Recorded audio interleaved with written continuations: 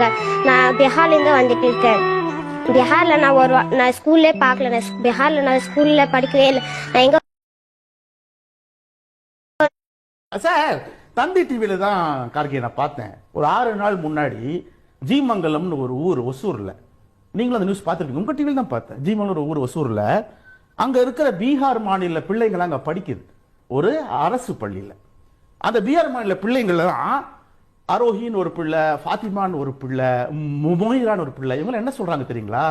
பீகார்ல நாங்க பள்ளிக்கூடமே பார்த்தது இல்ல, எங்களுக்கு ஏபிசி என்னன்னு தெரியாது. அந்த நியூஸ் நான் உங்கள்ட்ட அனுப்பி வைக்கிறேன். உங்க சேனல் நியூஸ் தான்.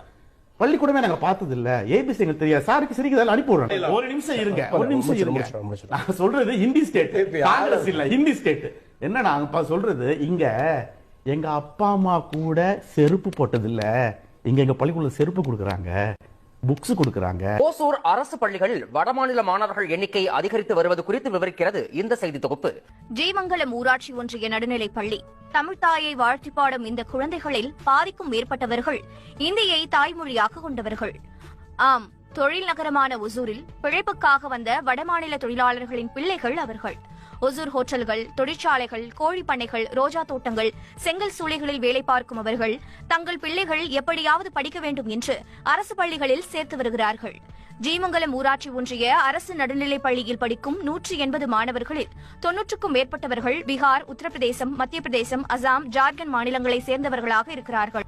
காளிதாசன் தேனிசை பாடல் காவேரி கரையில் எதிரொலிக்க.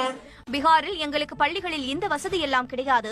தமிழக அரசு எங்களுக்கு சீருடை தருகிறது, புத்தகம் தருகிறது, படிக்க எல்லாம் தருகிறது.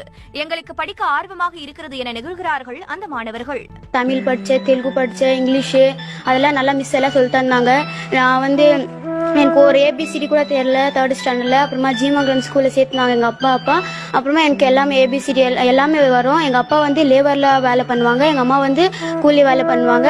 நான் பீகார்ல இருந்து வந்திருக்கேன். எங்க தங்கச்சி கூட இந்த ஜீமங்கலம் ஸ்கூல்ல தான் படிக்கிறாங்க. 1 லாங்குவேஜ் எனக்கு தெரியும், ஹிந்தி மட்டும். இங்க வந்தா எல்லா லாங்குவேஜ் தெரியும்.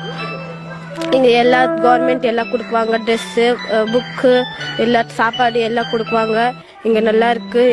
எங்க அப்பா எல்லாம் வேலை பண்ணது போல்ட்ரி ஃபார்ம்ல. அங்க பீகார்ல நான் படிக்கவே இல்லை. பீகார்ல இங்கதான் படிச்சுட்டு இருக்குது. கவர்மெண்ட் எங்களுக்கு என்னென்ன தேவையான எல்லாம் கொடுப்பாங்க. யூனிஃபார்ம், நோட் புக்ஸ் எல்லாம் கொடுப்பாங்க. நான் பீகார்லேருந்து வந்துட்டு இருக்கேன்.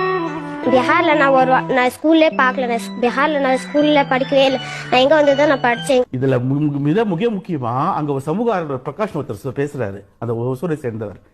இதுக்கெல்லாம் காரணம் இந்த பிள்ளைங்க பட்டியலையும் பஞ்சத்திலையும் இருந்தது அந்த மாநிலத்துல. இங்க மதிய உணவும் முக்கியமா இப்ப முதல்ல கொடுக்கிற காலை உணவும் இந்த பிள்ளைங்களுக்கு ஆரோக்கியத்தை கொடுத்திருக்கு, படிக்கணுங்கிற ஆர்வத்தை தூண்டி இருக்குது. அதனால இத்தனை 100 பிள்ளைகள் இங்க வருது இந்த பள்ளிக்கூடத்துக்கு. அரசு பள்ளிகளில் வடமாநில மாணவர்கள் சேர்க்கை அதிகரிப்பிற்கு காரணம் கேட்டபோது, வறுமையில் 2 வேளை அரசு வழங்கும் உணவு அவர்களது பசியை போக்குகிறது. சீருடைகள் மற்றும் நோட்டு புத்தகங்கள், எழுது பொருட்கள் என இலவச கல்வி திட்டங்கள் அவர்களது அறிவு பசியையும் போக்குகிறது என்றார் சமூக ஆர்வலர் பிரகாஷ்.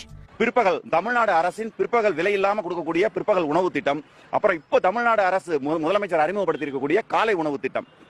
இது மட்டும் இல்ல, கல்வின்னு போயிட்டீங்கன்னா தமிழ்நாடு அரசு சீருடையாகட்டும், பாட புத்தகங்களாகட்டும் எல்லாமே விலை இல்லாம கொடுத்துறாங்க. அதனாலேயே இந்த வடமாநில தொழிலாளர்கள் தங்களுடைய குழந்தைகளை இந்த கல்வியில சேர்க்கறதுல, பள்ளிக்கூடங்கள்ல சேர்க்கறதுல மிகுந்த ஆர்வம் காட்டுறாங்க. ஜீமங்கலம் மட்டும் இல்ல, சுற்றி இருக்கிற 4 சிற்றூரில் உள்ள விஷயத்தை உங்க தந்தி டிவி தான் 6 நாள் படி போட்டாங்க. This is Tamil Nadu.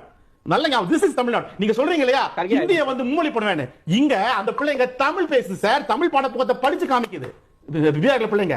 ஏன் காரணம்? நான் ஒரு சேலஞ்ச் சொல்றேன். உத்தரப்பிரதேஷ்லயோ பீகார்லயோ இங்க இருந்து போக மாட்டாங்க, வேற வச்சுங்க, இங்க இருந்து போகக்கூடிய மக்களுக்கு தமிழ் சொல்லி தரீங்களா?